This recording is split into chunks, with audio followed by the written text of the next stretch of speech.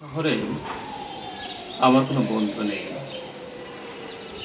এই শহরে আমার কোনো বন্ধু নেই। একদিন এই অচেনা শহরে পা রেখেছিলাম।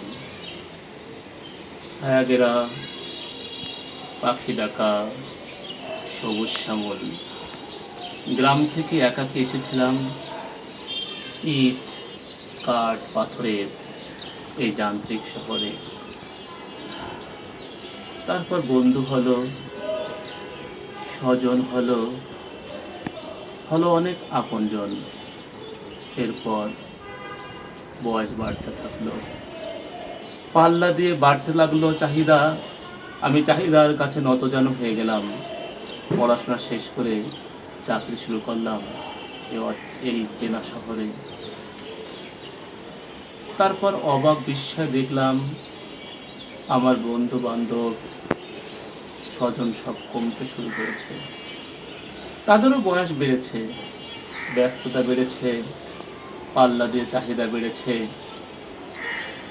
তারা রুটি রুজির বন্দোবস্ত করতে ছুটে চলেছে ক্ষুধার্ত বাঘের মতন।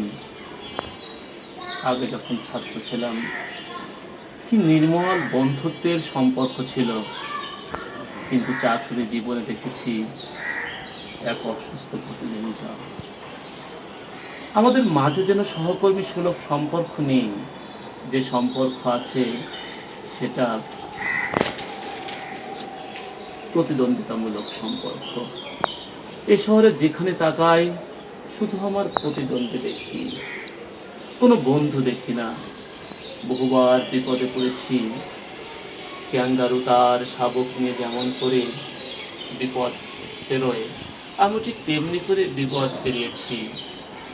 কোনো বন্ধু আমার বিপদে এগিয়ে আসেনি। এই শহরে প্রচুর মানুষ, কিন্তু আমি বড্ড একা।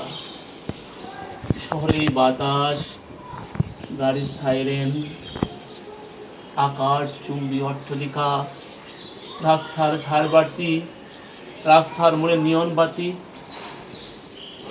আমাকে টানে না। আমার দম বন্ধ হয়ে আসে। সব কিছু ছেড়ে আমার পালিয়ে যেতে ইচ্ছা করে। সত্যি বলছি, এই শহরে